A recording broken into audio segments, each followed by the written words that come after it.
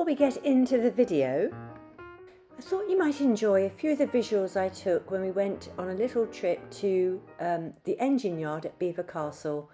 My friend and myself had lunch there, and this is the Duchess's Gallery. Enjoy.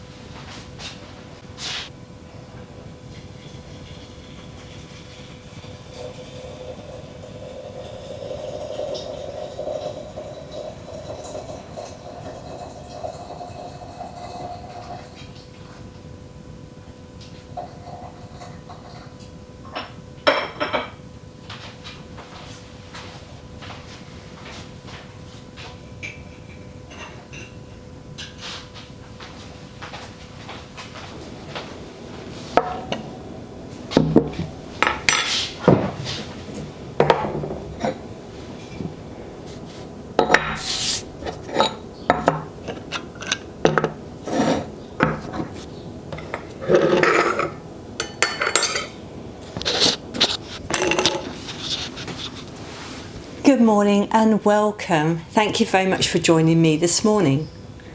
So this morning I've made myself a cup of tea, oolong tea with some rose petals, dried rose petals, which I particularly like. It's my little sort of special treat. And I want to talk to you today about my hormone journey.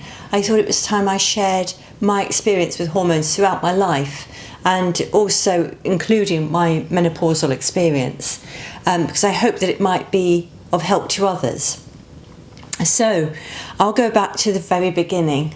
I remember my first period. It was significant.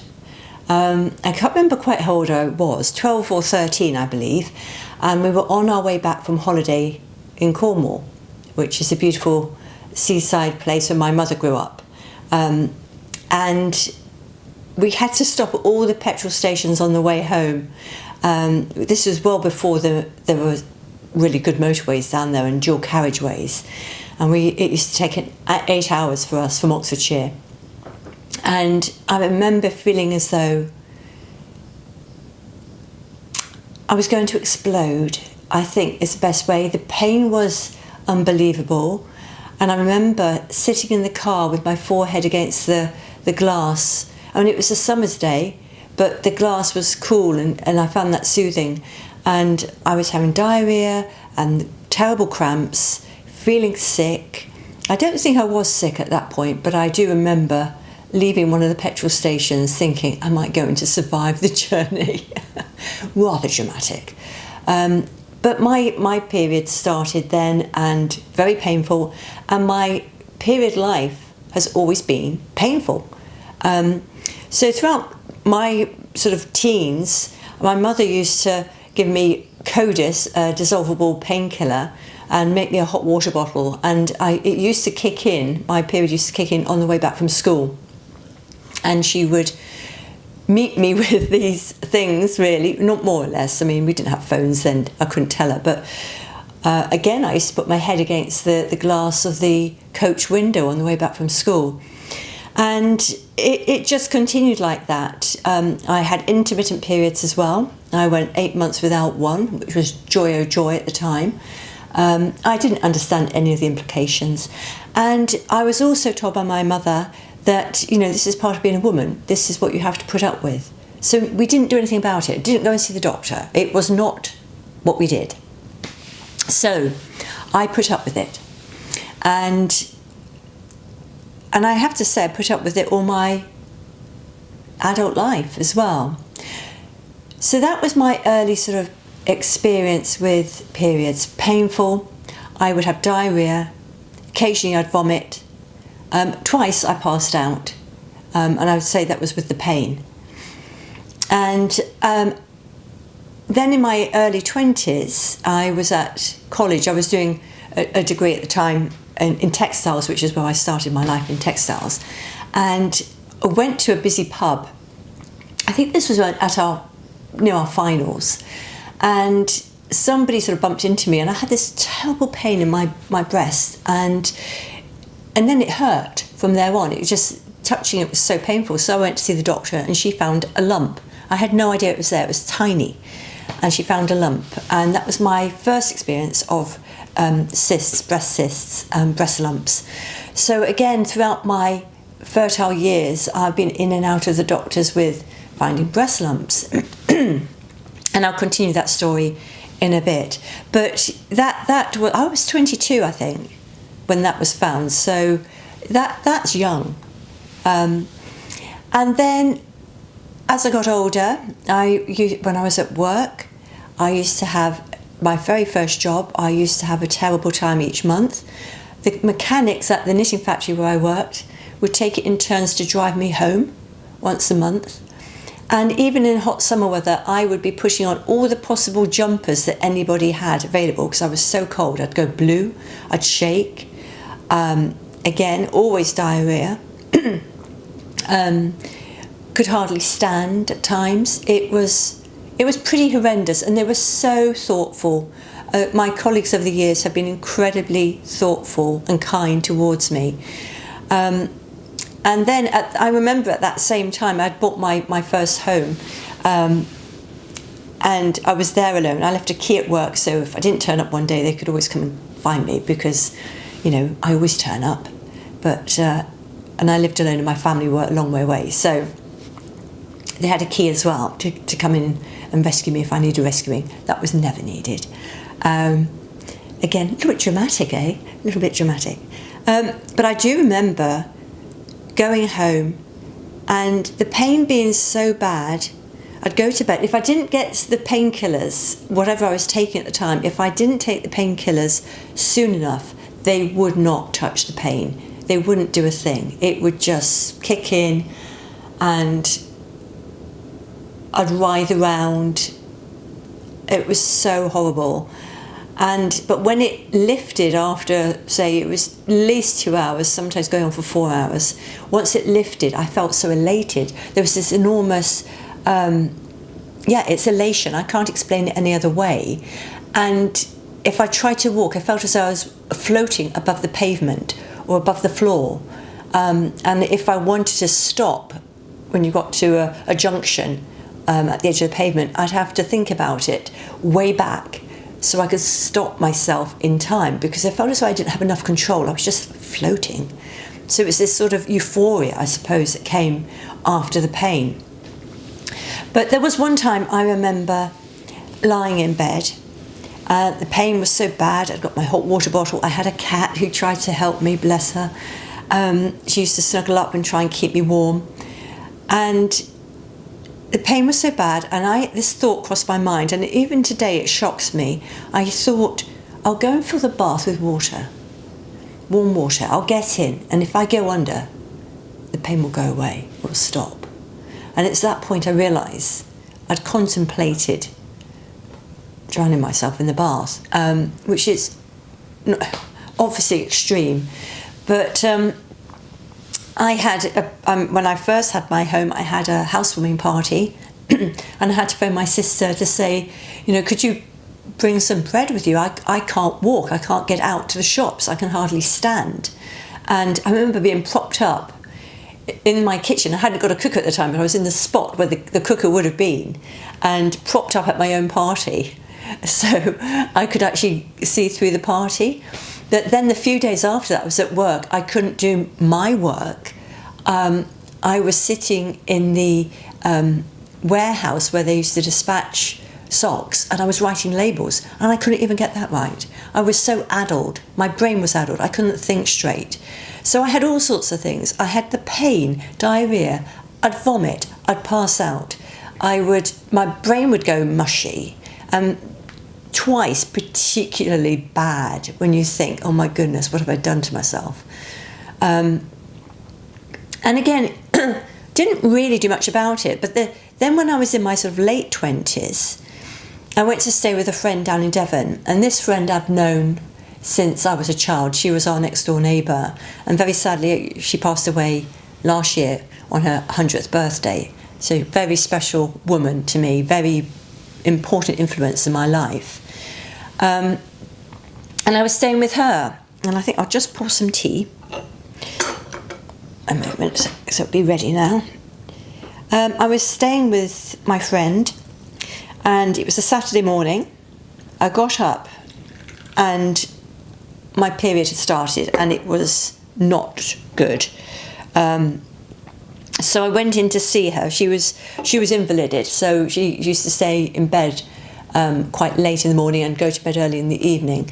So I went in to see her and said, I started my period, I'm going to stay in bed for a bit, but it's quite a bad one. And I remember she came in to see me, and at this point I had very nice ensuite with the guest room there.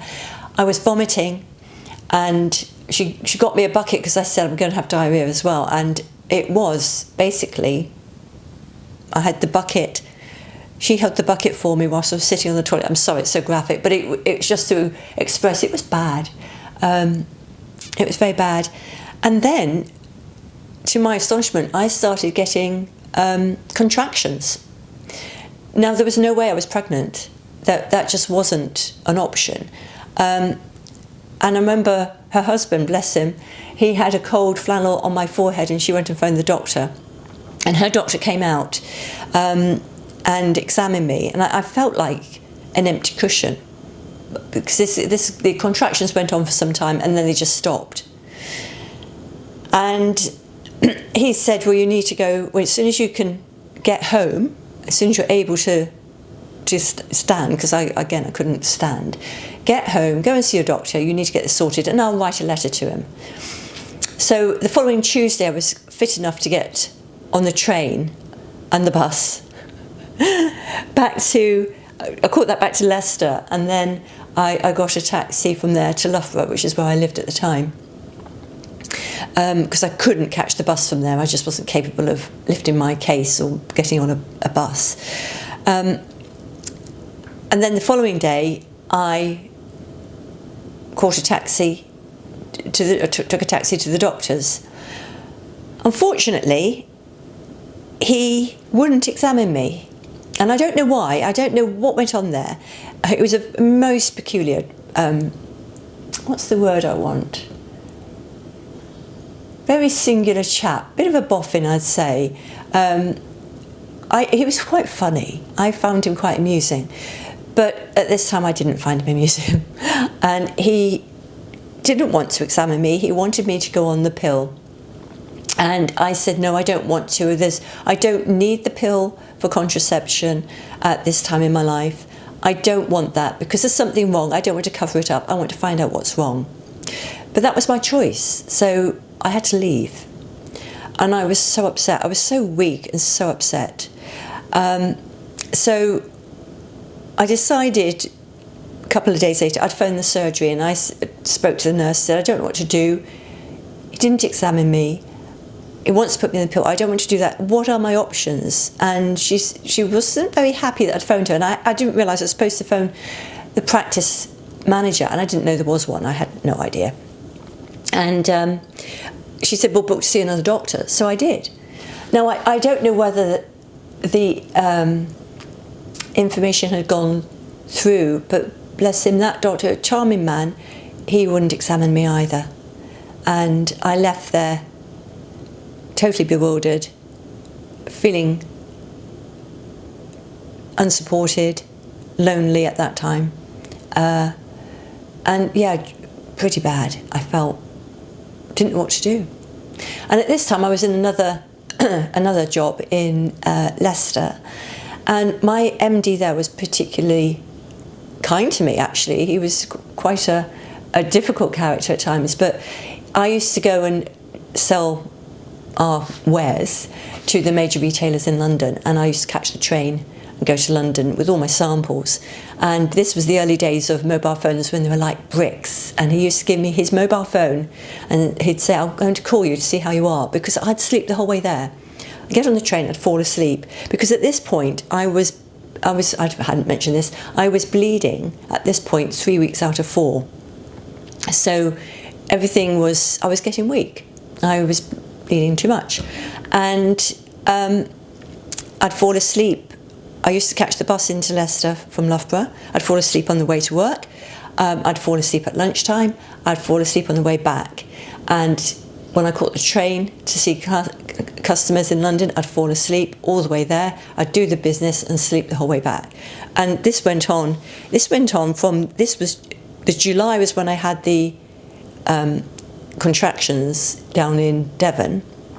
And this went on until we got close to November, and the MD's PA said to me, if you don't get this sorted, you'll lose your job. Now, I don't know whether that was coming from the top or whether it was just her opinion, but I thought, well, she's right, I need to get this sorted, because I won't necessarily lose my job, I might lose my life at this rate because of all the bleeding. So I went back to the doctor's surgery, and there was a new doctor there, and he examined me straight away.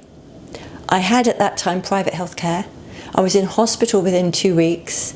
I was having a laparoscopy in D&C at Convent Hospital in Nottingham. That was an experience in its own right.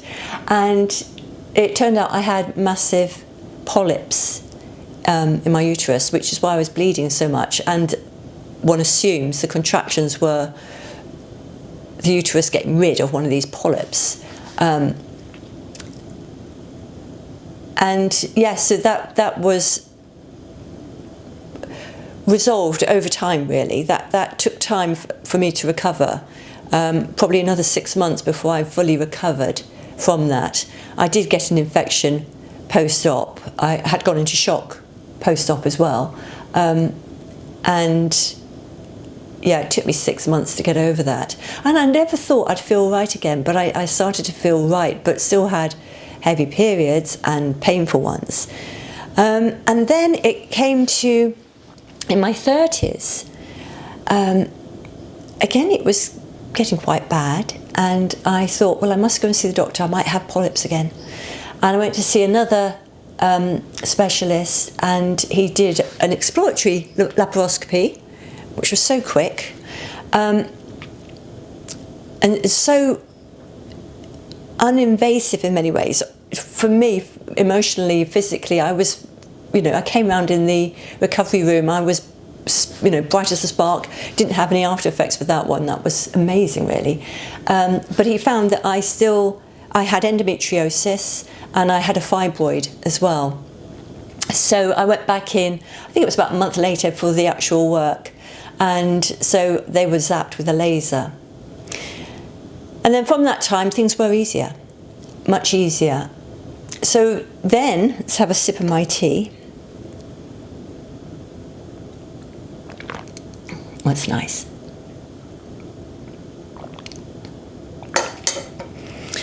And then, I suppose at some point, and this is what I don't know, I started my studies in nutrition, started investigating it around my 40s, and started looking into things then. And I started my studies in my, I suppose it was mid to late 40s actually. And of course, most women start their perimenopause, or start the perimenopause sort of 45 to 55, that's the average. And I started making some changes. So I'd always been fairly nutritionally aware, always tried to eat healthily, but of course our idea of healthy eating back then wasn't quite as it is today, so obviously had things wrong. But I think doing my nutrition studies was fortuitous for me, because when I went through the menopause, I had probably, as I think I may have said before, only half a dozen hot flashes over a couple of years, or hot flushes, which were at night on hot summer evenings, but they definitely feel different to just being hot. I was reasonably stressed and anxious because of my studies and trying to work a normal working week and 20 hours study and going to London once a month for a long weekend for the studies and exams, and they really put us through the ringer. The college I went to really,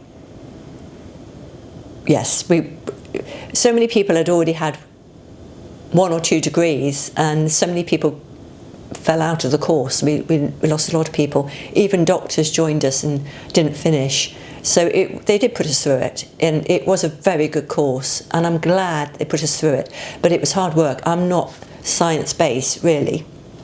So it was a major challenge, but so fascinating. If you're interested, I think you could put your hand to anything. But yes, so I didn't really notice any changes. What I did do there, coming back to breast lumps, I had a terrible experience with breast lumps over the years, and going to the breast clinic and having them expressed, I think is the term. I can't remember what the term is. I think it's expressed, where they remove the liquid from the cysts. One terrible experience there. Again, ended up with an infection.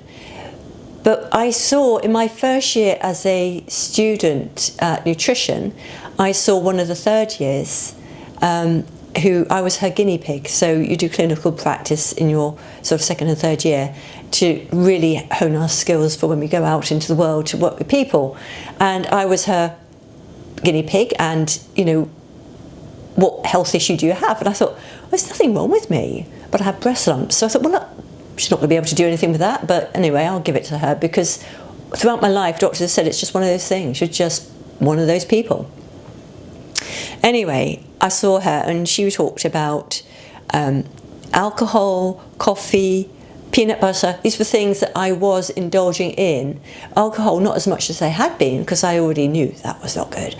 But I used to go home after work and have a cup of coffee, peanut butter on toast, and take it up to my study to do my work for nutrition. And I thought, she'll never touch that. It's not that bad. She did. She asked me to stop doing that and increase the essential fatty acids, so nuts and seeds and oily fish. So I did that as part of the course and part of her advice. I didn't do all the testing, I didn't do all the supplements, but 4 months later, my breast lumps had gone. I think that for me, even though I did believe in nutrition, that for me was a real point in time where I thought the power of food to help us resolve issues, to help us maintain our health, was so much more than I had ever anticipated. So that for me was a real turning point. And I have to say, apart from one reoccurrence, I haven't experienced breast lumps since. Now, of course, going through the peri-menopause at that time, probably, maybe the lower levels of estrogen were relevant there. So my problems, I would say, stem from having too much estrogen floating around my body. When you produce estrogen each month, you're supposed to then get rid of it. Your body's supposed to detox it, you're supposed to sort of poop it out. But if you're constipated, there's a chance that that estrogen will be reabsorbed through the colon and go back round and do some damage somewhere. And we have estrogen receptors all over our body, even in our eyes, which is why I think my eyesight deteriorated when I went through the menopause. Might not be. I have these theories, but never proven. So I believe my issues were high levels of estrogen, and I think changing the way I eat was really important. I think the increase of the essential fatty acids, including nuts and seeds in my diet, and being more aware of oily fish and the quality of that, I think that was key for me. But I have no proof. That's the thing, I don't have any proof. I also increased my leafy greens. I made sure I was eating far more vegetables than I had perhaps been aware of before. I stopped eating things like biscuits. I stopped eating bread at one point. That was post my course, so less likely to have been an influence there for me, I think. I think just the general improvement in my diet, but the healthy fats. And I think the healthy fats, because my skin improved as well. I still have dry skin, but it was so dry, and I'd get eczema on my cheeks at times, as well as on my eyelids.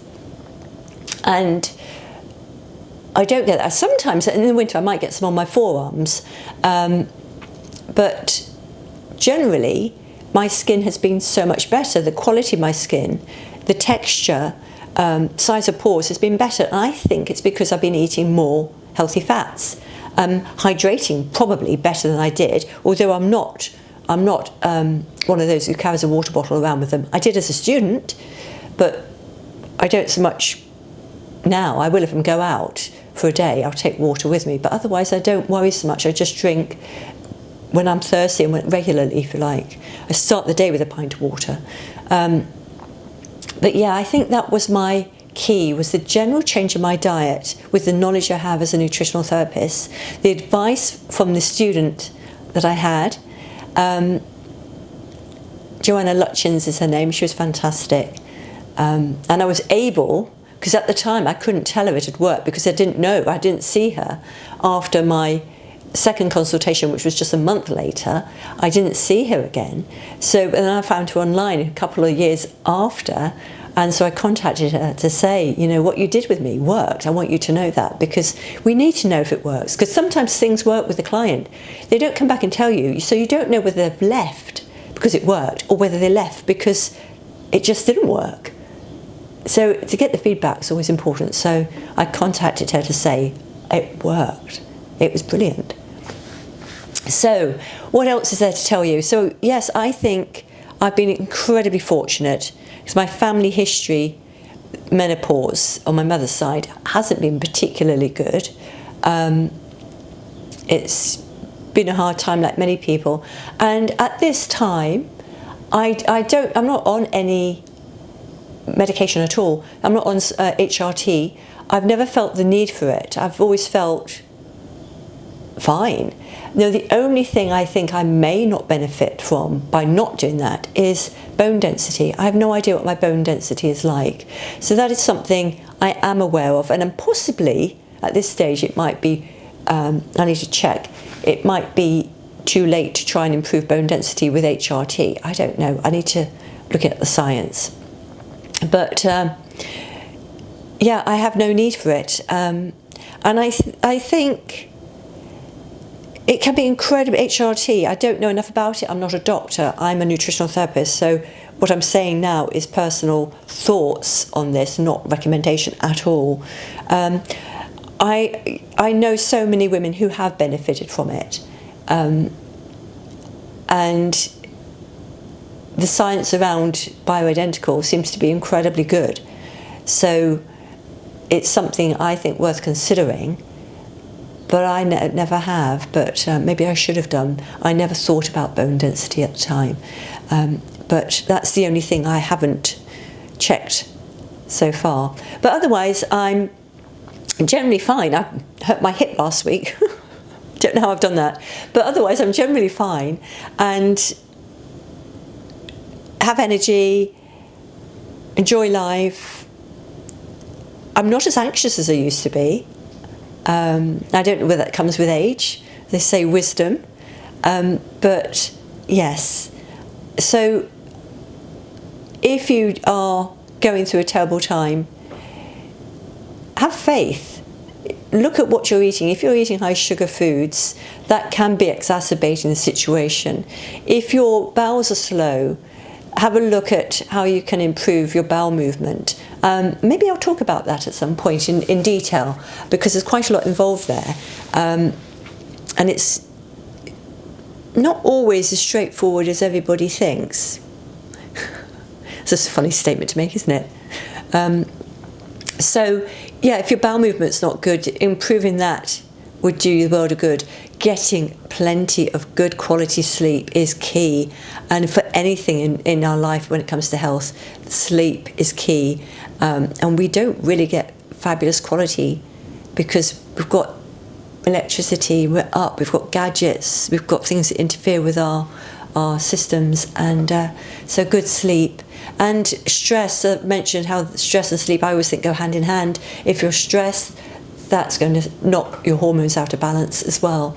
So I hope my little history might be of interest, might give you pause for thought. I don't know if there's anything else to mention. I've always been pretty active, so I used to do a lot of sport as a girl. I can't say that particularly helped me. It may have been worse if I hadn't done it, who knows. But